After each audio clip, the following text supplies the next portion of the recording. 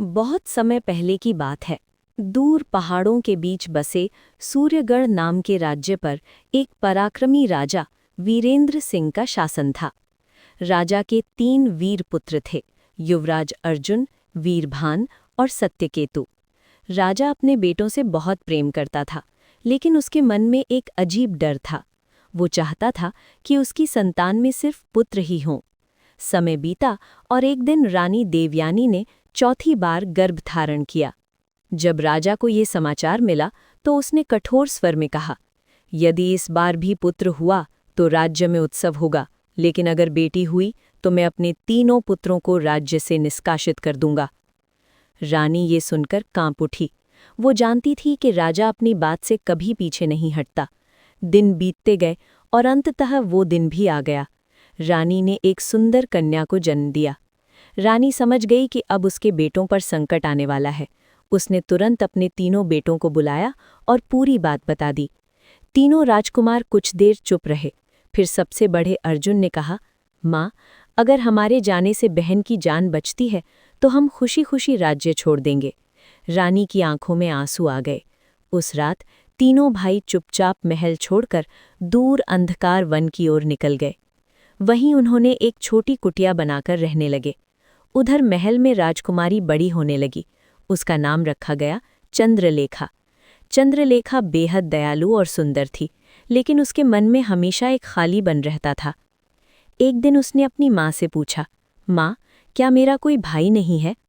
रानी पहले तो चुप रही, लेकिन बेटी के बार बार पूछने पर उसने सच्चाई बता दी। ये सुनकर चंद्रलेखा की आंखों से आंसू बहने लगे। उसने मन ही मन प्रण लिया, मैं अपने भाइयों को ढूंढ कर ही रहूंगी। एक सुबह वो चुपचाप महल छोड़कर अंधकार वन की ओर निकल पड़ी। जंगल बहुत भयानक था, घने पेड़, अजीब आवाजें और चारों तरफ सन्नाटा। चलते चलते शाम हो गई। तभी उसे जंगल में एक रहस्यमयी वृद्ध साधु मिला। साधु ने कहा, राजकुमारी, तुम जिसको खोज रही हो वे जीवित हैं, लेकिन उन पर एक भयंकर श्राप आने वाला है। राजकुमारी घबरा गई। साधु ने उसे एक चमकता हुआ फूल दिया। उसका नाम था चंद्रकमल।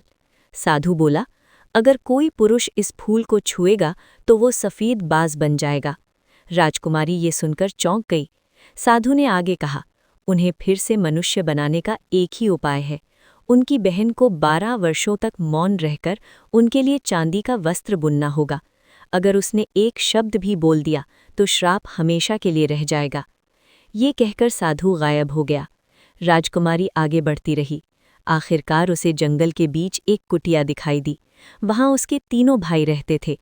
भाई बहन का मिलन बेहद भावुक था, लेकिन उसी रात गलती से तीनों भाइयों ने चंद्रकमल फूल को छू लिया और देखते ही देखते वे तीनों सफ़ेद बाज बनकर आकाश में उड़ गए। राजकुमारी फूट फूट कर रोने लगी, लेकिन फिर उसे साधु की बात याद आई। उसने उसी समय 12 वर्षों का मौन व्रत ले लिया।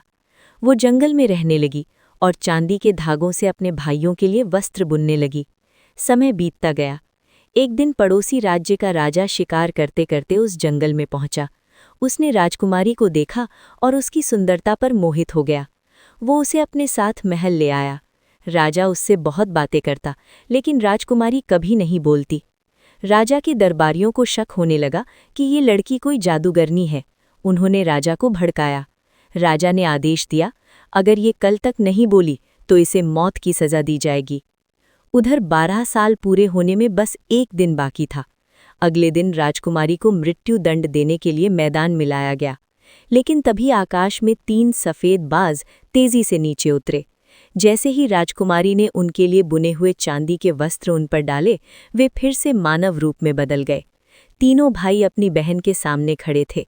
ये चमत्कार देखकर राजा और पूरी प्रजा स्तब्ध रह गई। तब पहली बार राजकुमारी ने अपना मौन तोड़ा और पूरी कहानी सबको बता दी। राजा को अपनी गलती का एहसास हुआ। उसने राजकुमारी से क्षमा मांगी और उसी दिन राजकुमारी चंद्रलेखा और राजा का विवाह हो गया। तीनों भाई अपने राज्य लौट गए और उस दिन के बाद सूर्यगढ़ में ये शिक्षा दी जाने लगी, सच्चा प्रेम और त्याग सबसे बड़े श्राप को भी तोड़ सकता है।